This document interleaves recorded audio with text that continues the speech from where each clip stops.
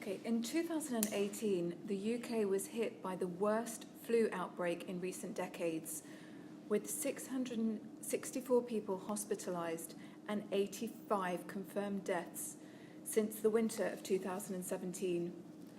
The UK media blamed the Australian flu for this outbreak.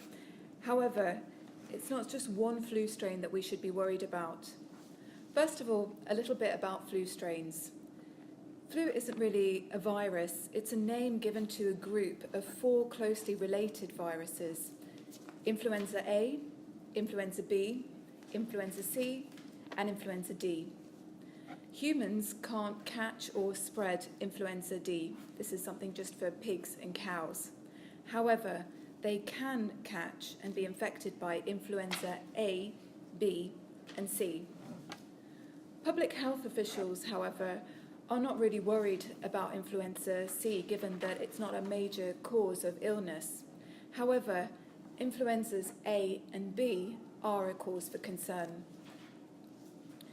Influenza A is found in and causes disease in a number of different animals, like birds, bats, dogs, pigs, and penguins.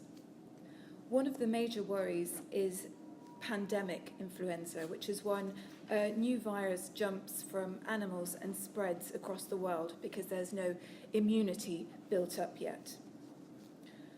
Australian flu is an Influenza A strain, also known as H3N2.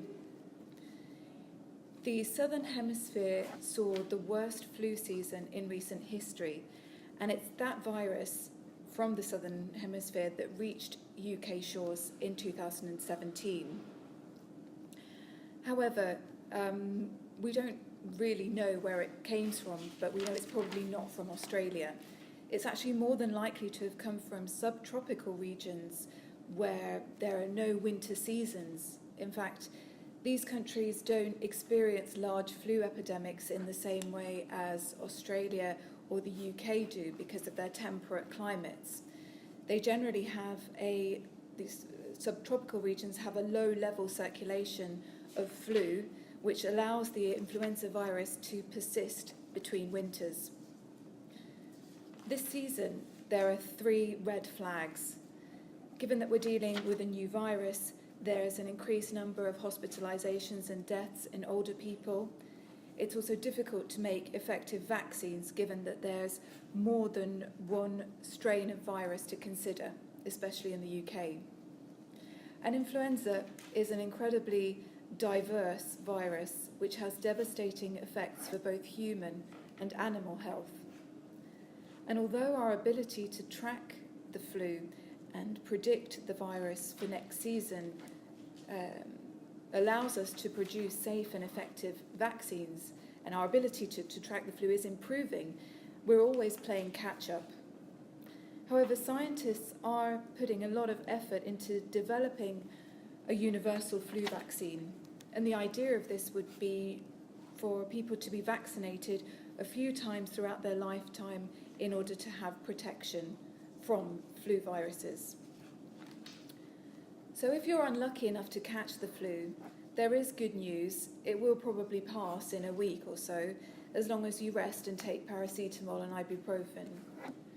The symptoms of flu are generally a high temperature or a fever, coughing, sneezing, runny nose. You may also experience aches and pains, weakness, and fatigue. And these symptoms, as I say, will probably last for about a week.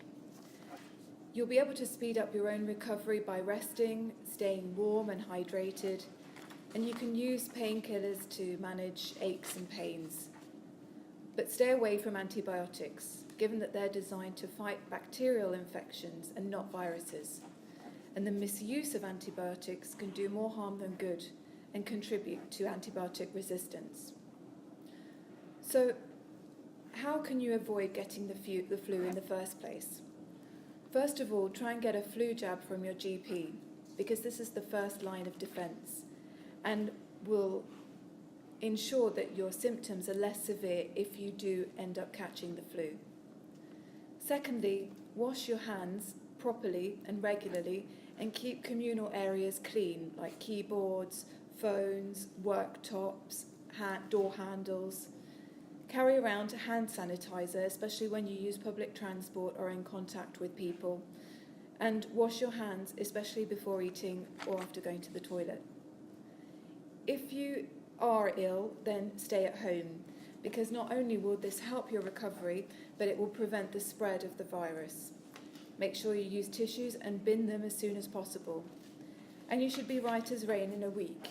But if you are worried or if your symptoms worsen, then go and see a doctor.